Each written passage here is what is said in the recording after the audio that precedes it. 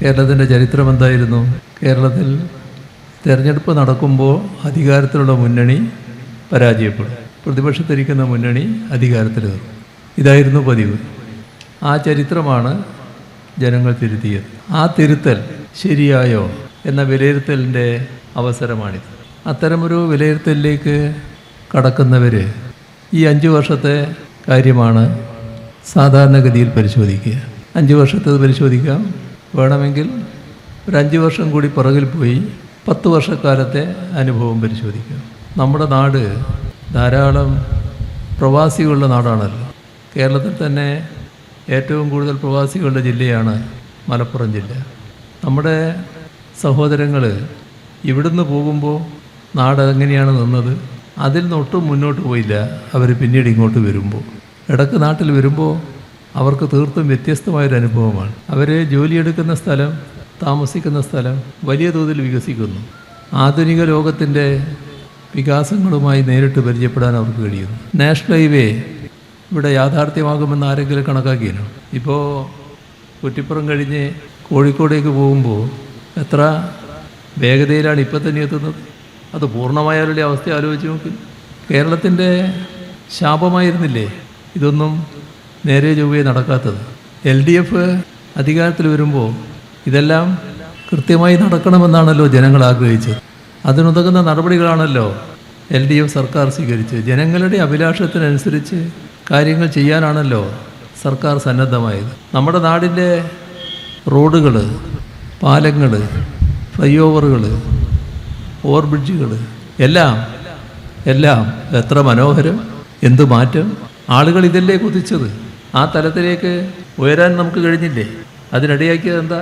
ഒരു 50 or 60 വർഷമെടുത്ത് ചിലപ്പോൾ പൂർത്തിയാക്കാൻ സാധിക്കാത്ത പദ്ധതികളല്ലേ ഈ 10 വർഷം കൊണ്ട് കേരളത്തിൽ പൂർത്തിയായിട്ടുള്ളത്.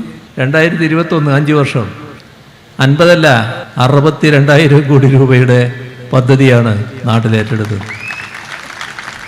ഇപ്പോൾ 1,10,000 കോടി രൂപയുടെ പദ്ധതികളാണ് കിഫ്ബി മുഖേന ഏറ്റെടുത്തിട്ടുള്ളത്. നാടിനാകെ മാറ്റം, എല്ലാ രംഗത്തും മാറ്റം. അതാണ് ഞാൻ പറഞ്ഞത്, 50-60 വർഷം എടുത്താൽ പോലും പൂർത്തീകരിക്കാൻ കഴിയില്ല എന്ന് നമ്മൾ കണക്കാക്കുന്ന പദ്ധതികളടക്കം ഇപ്പോൾ പ്രാവർത്തികമാക്കാൻ നമുക്ക് കഴിഞ്ഞിരിക്കുന്നു. മാറ്റമല്ലേ ഇത്? ആ മാറ്റം നാട്ടുകാരാഗ്രഹിച്ചതല്ലേ, നമ്മുടെ ജനങ്ങൾ ആഗ്രഹിച്ചതല്ലേ, നമ്മുടെ സഹോദരങ്ങൾ ആഗ്രഹിച്ചതല്ലേ, പ്രത്യേകിച്ച് നമ്മുടെ പ്രവാസി സഹോദരങ്ങൾ ആഗ്രഹിച്ചതല്ലേ. വിദേശത്ത് നിന്ന് ധാരാളം കുട്ടികൾ ഇങ്ങോട്ട് പഠിക്കാൻ വരികയാണ്. അവർക്ക് ഹോസ്റ്റൽ സൗകര്യം അന്താരാഷ്ട്ര നിലവാരമുള്ളത് നിർമ്മിക്കുകയാണ്. നമ്മുടെ ഉന്നത വിദ്യാഭ്യാസ കൗൺസിൽ അവരുടെ നേതൃത്വത്തിലൊരു കമ്മീഷൻ വെച്ചു. നല്ല അക്കാദമിക് വിദഗ്ധരും പണ്ഡിതരും അടങ്ങുന്നൊരു കമ്മീഷൻ. ശുപാർശ വന്നു, 4 വർഷ കോഴ്സ് വന്നു, ഡിഗ്രി കോഴ്സ്. നമ്മുടെ ഉന്നത വിദ്യാഭ്യാസ രംഗത്ത് വലിയ മാറ്റം, ആധുനിക കാലത്തിന് വേണ്ട തരത്തിലുള്ള കോഴ്സുകൾ വന്നു. അപ്പോൾ നമ്മുടെ യുവത ആഗ്രഹിക്കുന്ന തരത്തിലുള്ള ഒരു കേരളം, അതായി കേരളം മാറിക്കൊണ്ടിരിക്കുന്നു എന്നതാണ് ഇന്നുള്ള നില. 2016 മുൻപ് കേരളം നിക്ഷേപ സൗഹൃദ സംസ്ഥാനമാക്കാം എന്നാരെങ്കിലും ചിന്തിക്കൂ? കാരണം നമ്മുടെ പൊതുധാരണ എന്തായിരുന്നു? വ്യവസായത്തിന് പറ്റിയ നാടല്ല കേരളം, ഇതായിരുന്നില്ലേ? അത്തരമൊരു പ്രതീതി സൃഷ്ടിക്കാൻ പലരും ഇവിടെ ശ്രമിച്ചിട്ടില്ലേ? 2016 LDF സർക്കാർ അധികാരത്തിൽ വരുമ്പോൾ നമ്മുടെ നാട് രാജ്യത്തെ സംസ്ഥാനങ്ങളെ ഒരു പട്ടികയാക്കി എടുത്താൽ 28ാമത്തെ സ്ഥാനത്തായിരുന്നു. 28ാം സ്ഥാനത്ത് നിൽക്കുന്നയാൾ 1ാം സ്ഥാനത്ത് എത്തുക എന്നുള്ളത് ആലോചിക്കാൻ പറ്റുമോ? ആലോചിക്കാൻ പറ്റുന്നത് മാത്രം ആലോചിക്കാനല്ല ഗവൺമെൻറ്, ഒരു നാടിനെ എങ്ങനെ മുന്നോട്ട് നയിക്കണമെന്നത് ആലോചിക്കാനാണ് ഗവൺമെൻറ്. പല കാര്യങ്ങളിലും നമ്മൾ ഒന്നാമതാണ്. എന്തുകൊണ്ട് കേരളത്തിന് ഈ കാര്യത്തിൽ 1ാം സ്ഥാനത്ത് എത്തിക്കൂടാ?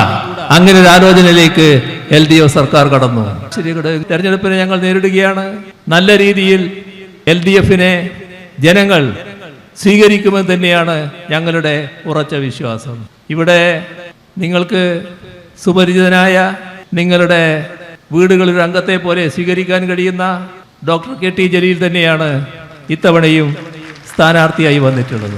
നിങ്ങൾ മണ്ഡലം വലിയ തോതിൽ LDF-നോടൊപ്പം ഡോക്ടർ കെ ടി ജലീലിനോടൊപ്പം ഇതേവരെ നിന്നിട്ടുണ്ട്. ഈ തെരഞ്ഞെടുപ്പിലും അദ്ദേഹത്തിൻ്റെ അടയാളത്തിൻ്റെ പ്രത്യേകത പറഞ്ഞല്ലോ, ലോറി. ആ ലോറിയിൽ കൊള്ളുമാറുള്ള വോട്ട് നല്ല രീതിയിൽ നിങ്ങളെല്ലാവരും നൽകി വലിയ ഭൂരിപക്ഷത്തോടെ അദ്ദേഹത്തെ വിജയിപ്പിച്ചയക്കുക എന്ന് അഭ്യർത്ഥിച്ചുകൊണ്ട് അവസാനിപ്പിക്കുന്നു.